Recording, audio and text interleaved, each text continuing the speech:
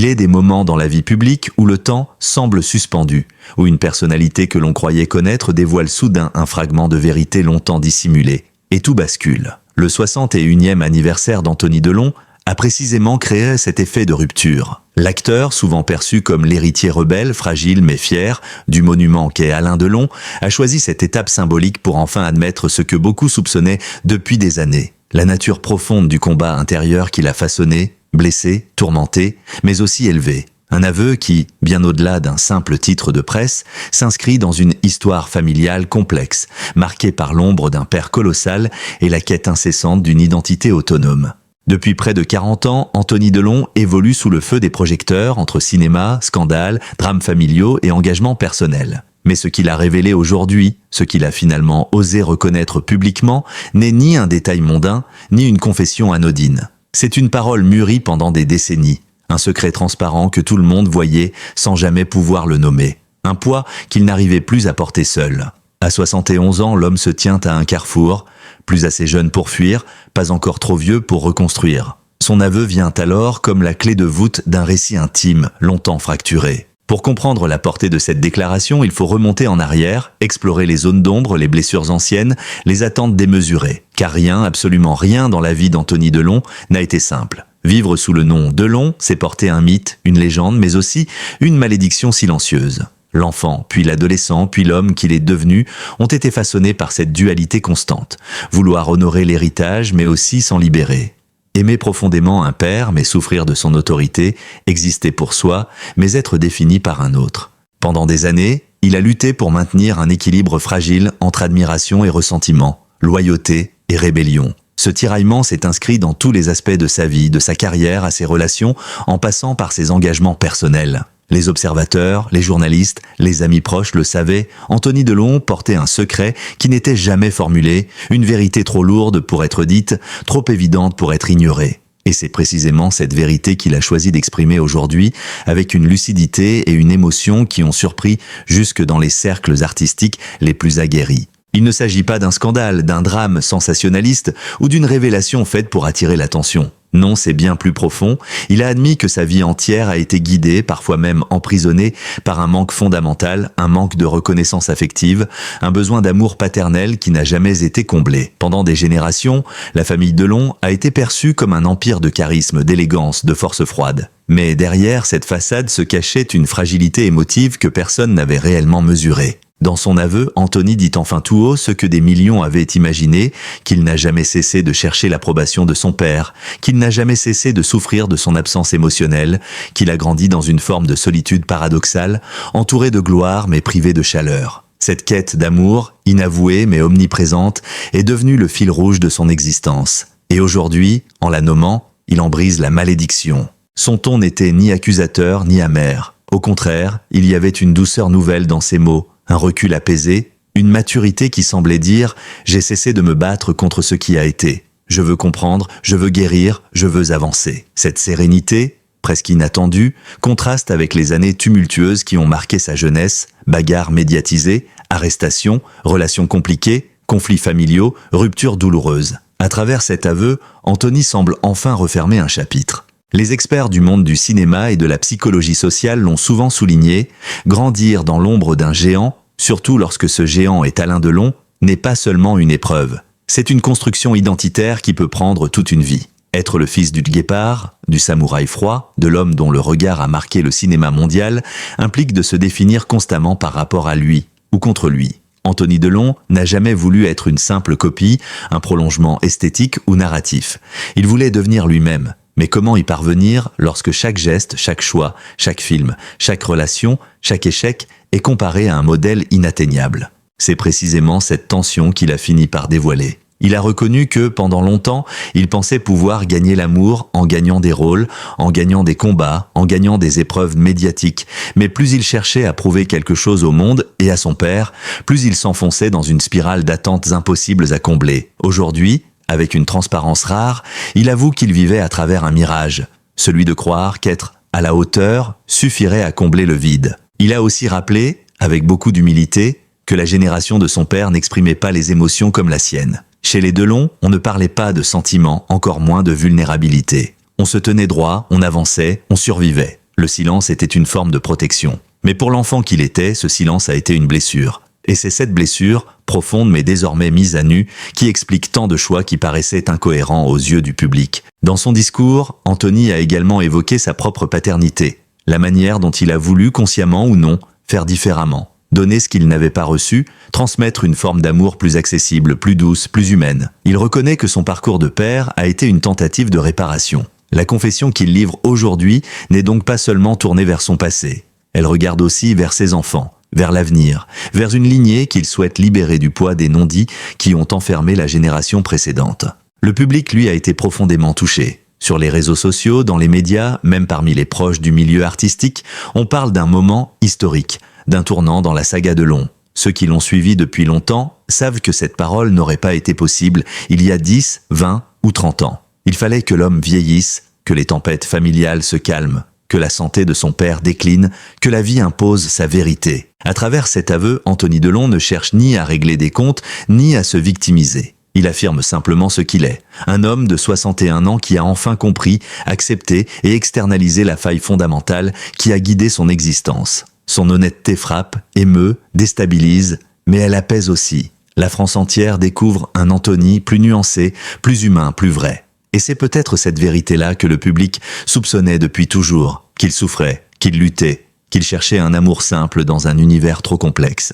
De son aveu public ouvre donc une porte immense sur la suite, celle des réconciliations possibles, des transformations intérieures, des vérités encore enfouies, car si Anthony Delon a enfin reconnu ce que nous soupçonnions, ce n'est que le début. Il reste encore tant à comprendre, à analyser, à explorer. Son rapport à la célébrité, ses relations intimes, sa carrière souvent mal interprétée, et surtout l'avenir de la dynastie Delon. Si l'aveu bouleversant d'Anthony Delon à 71 ans a touché si profondément l'opinion, c'est parce qu'il s'inscrit dans une trajectoire personnelle traversée de contradictions, de chocs émotionnels, d'élans sincères et de blessures anciennes. Pour comprendre la portée réelle de cette révélation publique, il faut plonger dans les strates souterraines de sa vie, dans ces moments que le grand public a vus sans comprendre, dans ces gestes qui semblent aujourd'hui prendre un sens nouveau. Car Anthony Delon n'est pas seulement l'héritier d'un nom légendaire, il est l'enfant d'un mythe, mais aussi la victime silencieuse de cet héritage, et désormais l'homme qui tente enfin de reprendre possession de sa propre histoire. Depuis sa naissance, rien n'a été ordinaire dans son existence. Être le fils d'Alain Delon, figure quasi divine du cinéma français, revient à naître dans un théâtre permanent, sous les regards, les attentes, les jugements. Très tôt, Anthony a compris que chaque souffle de sa vie serait scruté, comparé, disséqué. On attendait de lui qu'il soit beau, fort, charismatique, redoutable, un Delon tout simplement. Mais derrière cette façade d'exigence presque royale se cachait une réalité beaucoup plus fragile. Un enfant qui ne comprenait pas pourquoi l'amour, si évident pour les autres, semblait si difficile à saisir pour lui. Cet enfant, souvent décrite comme doré, ne l'était que de l'extérieur. Les déménagements incessants, les séparations douloureuses, l'instabilité affective, les disputes familiales ont laissé des traces profondes. Dans plusieurs interviews, Anthony a reconnu que sa jeunesse a été fragmentée, éclatée, marquée par des absences plus que par des présences. Sa mère, Nathalie Delon, avec sa sensibilité artistique et sa force intérieure, a tenté de l'élever en marge des tempêtes émotionnelles de la famille. Mais l'ombre du père planait, imposante, inévitable, presque écrasante. Au fil des années, cette ombre s'est transformée en quête. Anthony voulait prouver qu'il existait, qu'il pouvait être digne du nom qu'il portait, ou peut-être même s'en affranchir. C'est cette tension intérieure qui l'a conduit à ses premiers excès, à ses erreurs, à ses révoltes. Il n'avait pas encore les mots pour l'exprimer, cet aveu ne viendra que des décennies plus tard, mais déjà, le manque d'affection paternelle guidait chacun de ses pas. Lorsque, dans les années 1980, il décide de se lancer dans le cinéma, beaucoup y voient une évidence. Comment aurait-il pu choisir une autre voie? Le public, lui, se préparait à assister à la naissance du nouveau Delon. Mais Anthony, justement, ne voulait pas être cela. Il voulait être Anthony. Sa carrière commence dans une tension intérieure presque insoutenable. Faire honneur au père sans devenir son clone. Les critiques sont sévères, souvent injustes. On lui reproche de ne pas être à la hauteur, d'être trop fragile, trop sensible, trop différent. Mais ce que personne ne comprenait à l'époque, c'est que cette différence était sa force, mais aussi sa souffrance. La relation père-fils, elle, devient de plus en plus complexe. Les mots doux sont rares, les silences sont lourds, les attentes sont immenses. Alain Delon, habitué à la dureté du monde, convaincu que la virilité passe par la force et le contrôle, ne parvient pas à exprimer l'amour comme son fils en aurait eu besoin. Anthony, lui, attend un geste, un regard, une preuve, quelque chose qui lui dirait enfin qu'il est aimé pour ce qu'il est, et non pour ce qu'il devrait être. Cette absence émotionnelle brûle en lui. Elle explique ses révoltes, ses provocations, ses fugues adultes loin du destin qu'on lui imposait. Elle explique aussi pourquoi chaque succès professionnel lui semblait incomplet, presque vide. Le seul regard qu'il voulait impressionner restait souvent froid, distant, impénétrable. C'est cette lutte intérieure, invisible pour le grand public, qui l'a façonné pendant des décennies. Puis vient le temps des drames personnels. La mort de sa mère, Nathalie Delon, en 2021, a été un tournant. Nathalie avait été le repère, l'encre émotionnelle, celle qui comprenait ses silences comme ses douleurs. Sa disparition ouvre en lui un abîme, mais aussi une forme de lucidité nouvelle. C'est à ce moment que son discours commence à changer. Moins de colère, plus d'introspection. Il se met à écrire, à témoigner, à raconter. Son livre, ses interviews, ses prises de position révèlent un homme en reconstruction, un homme qui ne veut plus fuir, mais comprendre. C'est aussi durant cette période que sa relation avec son père se transforme. Entre les hospitalisations, les controverses, la vieillesse qui fragilise l'icône, Anthony perçoit pour la première fois Alain Delon comme un être humain, non comme un monument inaccessible. Cette fragilité nouvelle déclenche un bouleversement intérieur. Peut-être que le père n'a jamais su aimer différemment, peut-être que l'homme derrière le mythe portait lui aussi des blessures invisibles. Avec le recul, son aveu récent apparaît comme la conclusion naturelle de ce long cheminement intérieur. Ce qu'il avoue aujourd'hui, qu'il a passé sa vie à chercher l'amour de son père, qu'il a souffert du manque d'affection, qu'il a construit son identité dans cette quête, est une vérité que seuls les hommes ayant vécu une enfance dans l'ombre d'un père monumental peuvent comprendre pleinement. Mais Anthony ne cherche pas à blâmer, il cherche à expliquer, à guérir, à avancer. C'est là toute la différence. Dans ce chapitre de sa vie, il parle aussi beaucoup de ses propres enfants. Il reconnaît avoir voulu faire mieux, être un père présent, tendre, compréhensif. Il avoue ses erreurs, ses doutes, ses moments d'impuissance. Mais il dit aussi que c'est par eux qu'il a appris l'amour véritable, celui qui ne demande rien, celui qui ne compare pas, celui qui ne juge pas. C'est auprès de ses filles qu'il trouve ce qu'il n'a jamais reçu. Un lien affectif, simple, direct, nourrissant. Et pourtant, malgré l'apaisement apparent, les enjeux restent nombreux. Que signifie ce nouvel aveu pour la famille Delon? Que signifie-t-il pour l'héritage artistique du clan? Pour les relations encore fragiles entre frères et sœurs, pour le futur d'Alain Delon lui-même, dont la fin de vie se déroule sous les projecteurs dans une atmosphère lourde de tension? Les critiques, les observateurs, les biographes s'accordent sur un point. Cet aveu est la pièce centrale d'un puzzle que l'on tente de comprendre depuis 40 ans. Il révèle la face cachée d'une dynastie qui, derrière le glamour et la légende, porte un héritage émotionnel complexe, parfois toxique, souvent silencieux. Une certitude apparaît désormais clairement. Le combat intérieur d'Anthony ne concerne pas seulement son passé, mais aussi sa volonté de ne pas transmettre les mêmes blessures. Il ne s'agit plus seulement d'un fils cherchant l'amour d'un père, il s'agit d'un homme cherchant sa place dans une lignée, dans une société, dans sa propre vérité. Son aveu, loin d'être une fin, marque le début d'une reconstruction, une renaissance, une réappropriation de soi, une libération peut-être. Lorsque Anthony Delon a finalement admis, à 71 ans, ce que des générations d'observateurs, de journalistes et de fans soupçonnaient depuis longtemps, un basculement s'est produit. Non seulement dans l'opinion publique, mais dans l'histoire intime et collective de la famille Delon. Cet aveu, loin d'être une simple confession, a la force d'un séisme émotionnel. Il redéfinit les relations, les perceptions, les récits qui entourent cette dynastie fascinante et tourmentée. Car la vérité qu'il dévoile n'est pas anodine. Toute sa vie a été marquée par une quête constante d'amour, de reconnaissance affective, d'un mot, d'un geste qu'il n'a jamais reçu de son père. Et lorsque cette vérité éclate enfin, elle libère non seulement l'homme qui la porte, mais elle expose également le mécanisme intérieur d'une famille souvent perçue comme invincible, brillante, presque royale. Sous la surface des projecteurs, des tapis rouges et des films cultes se cachaient des silences lourds, des malentendus, des blessures transmises d'une génération à l'autre. L'aveu d'Anthony joue alors le rôle d'une clé. Il ouvre ce qui était verrouillé depuis des décennies. Il révèle que derrière l'icône Alain Delon se trouve un père incapable d'exprimer ce qu'il ressent. Et derrière l'enfant devenu adulte, un fils qui a souffert d'un vide émotionnel impossible à combler. D'un point de vue psychologique, cette rupture du silence constitue un tournant majeur. Les spécialistes de la dynamique familiale le confirment. Le premier membre d'une famille qui ose nommer la douleur en devient aussi le premier guérisseur. En assumant son expérience, Anthony libère la lignée Delon du poids des non-dits. Il rend visible ce qui était invisible. Et dans les familles où l'orgueil et la pudeur sont hérités comme des bijoux de famille, une telle parole a un pouvoir immense. Le public, lui, se trouve bouleversé par cette humanité inattendue. Anthony, longtemps perçu comme un homme mystérieux, distant, parfois tourmenté, apparaît soudain sous un jour nouveau, celui d'un être profondément sensible, en combat permanent avec son propre destin. Ses interviews, ses écrits, ses déclarations prennent désormais une cohérence que personne n'avait réellement comprise auparavant. Les critiques les plus dures révisent de leur jugement. Les analystes réévaluent son parcours. L'opinion reconnaît aujourd'hui ce que beaucoup n'avaient pas vu. Un homme qui a trop souffert en silence.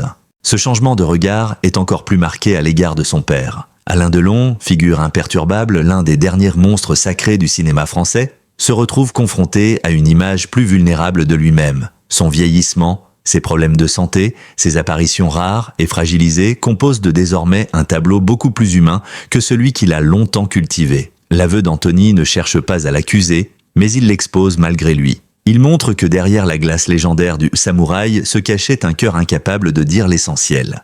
Pour la première fois, le public perçoit la relation entre les deux hommes non plus comme un conflit, mais comme un dialogue inachevé, l'histoire d'un amour qui n'a jamais trouvé les mots pour se dire. Et cette nouvelle lecture bouleverse tout. Les films du père, les interviews du fils, les tensions médiatisées, les distances, les rares gestes d'affection, tout acquiert désormais un sens nouveau. Mais le plus grand changement se produit sans doute dans la vie personnelle d'Anthony lui-même. En révélant ce qu'il a longtemps eu, il s'offre ce qu'il n'avait jamais eu.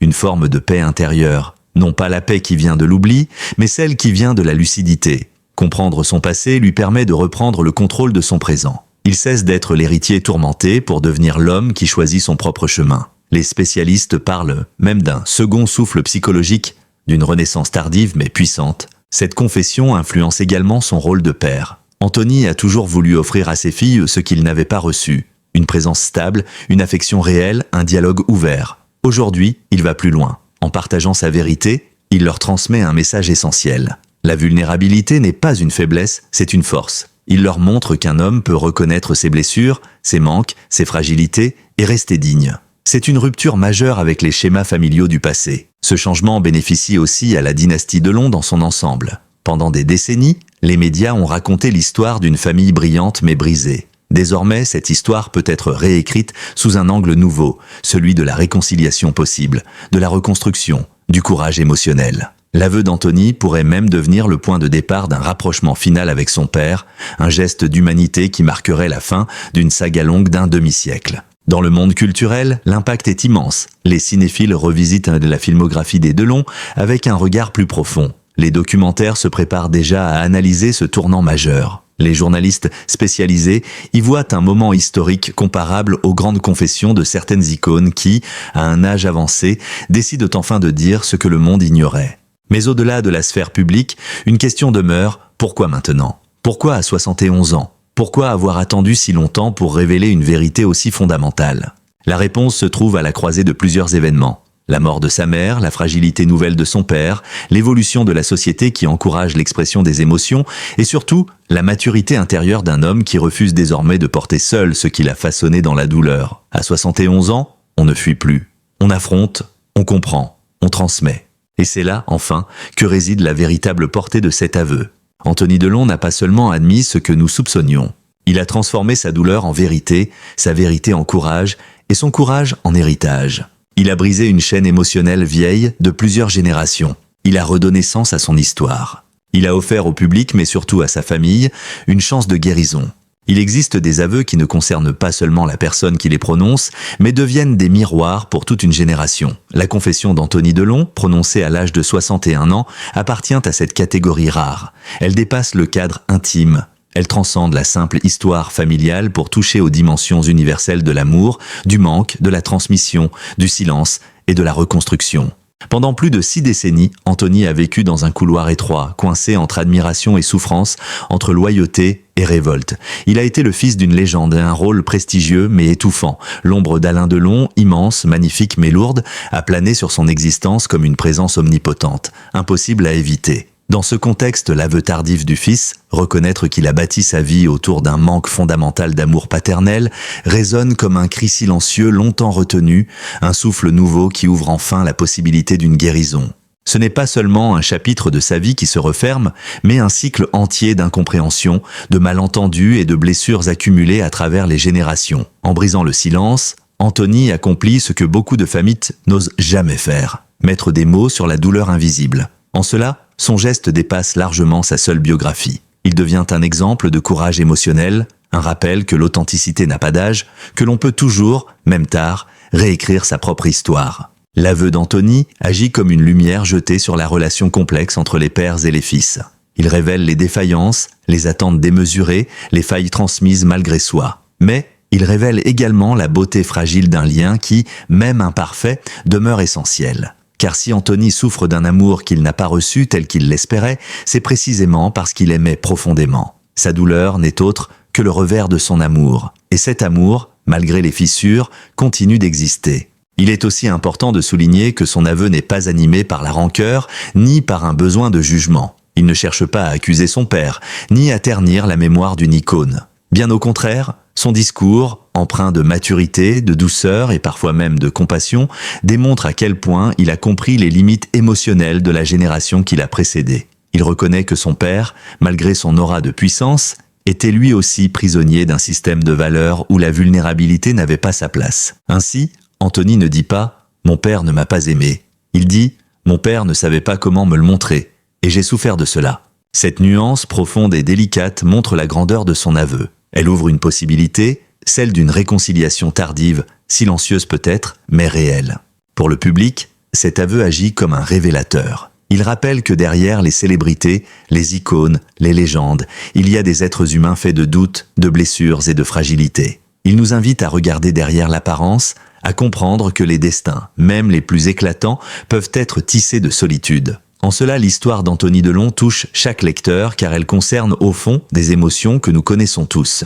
Le besoin d'être aimé, le désir d'être reconnu, la difficulté de se libérer du passé. Mais la plus grande force de cet aveu, c'est qu'il ne se contente pas de dévoiler la douleur, il ouvre un chemin. À 61 ans, Anthony montre qu'il n'est jamais trop tard pour guérir, jamais trop tard pour comprendre, jamais trop tard pour devenir soi-même. Son geste devient un acte de libération non seulement pour lui, mais aussi pour ses enfants. Et peut-être, dans une certaine mesure, même pour son père. Car lorsque la vérité est dite, elle cesse d'être un poids. Elle devient une passerelle vers autre chose, une transformation, une paix possible.